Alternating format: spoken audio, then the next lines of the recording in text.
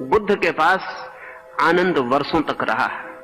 एक दिन उसने पूछा कि बड़ी मुसीबत मालूम पड़ती है, कभी कभी रात मुझे नींद नहीं आती तो मैं आपको देखता रहता हूं, आप जिस करवट सोते हैं उसी करवट सोए रहते हैं, हाथ भी नहीं हिलाते, पैर भी नहीं बदलते, जिस आसन में जिस व्यवस्था में सांझ सिर रखते हैं वैसा ही रात भर रखे रहते हैं।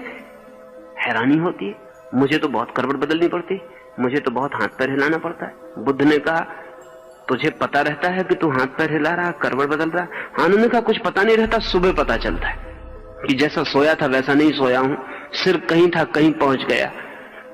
नींद में कैसे पता चल सकता है? बुद्ध ने कहा, मैं जानता हुआ सोता हूं, मैं जानता हुआ ही सोया रहता हूं। जहां हाथ रखा था वहीं हाथ रहता है जब तक मैं ना हटाऊं। हाथ अपने से हट जाए तो मेरी मालकियत गई, फिर मैं मालिक ना रहा।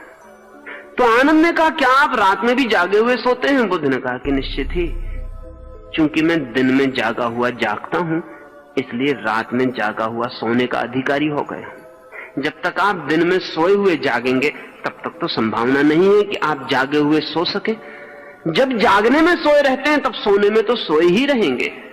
जागने में जागना शुरू करना पड़ेगा, वहीं से प्रमाद तोड़े। महावीर अपने भिक्षुओं को निरंतर कहते थे, विवेक से उठो, विवेक से चलो, विवेक से बैठो। इसका मतलब क्या था? शायद अनेक उनके साधु यही समझते हैं कि विवेक से उठने का मतलब, विवेक से बैठने का मतलब, जो महावीर के साधुओं ने समझा है वो महावीर का ख्याल नहीं है। महावीर के साधु समझते हैं विवेक से चलो, इसका मतलब है कि किसी की बिछाए हुए बिस्तर पर पैर मत रखना, किसी के बिछाए हुए गलीचे पे मत चलना, सूखी जमीन में चलना, गीली जमीन में मत चलना। विवेक से खाओ तो साधु महावीर का हजारों साल से समझ रहा है कि ये खाना और ये मत खाना। विवेक का मतलब लोगों ने समझा है डिस्क्रिमिनेशन, विवेक का ये मतलब नहीं है महावीर का। महावीर का विवेक से मतलब है होश, महावीर का विवेक से मतलब है अवेयरनेस, डिस्क्रिमिनेशन नहीं।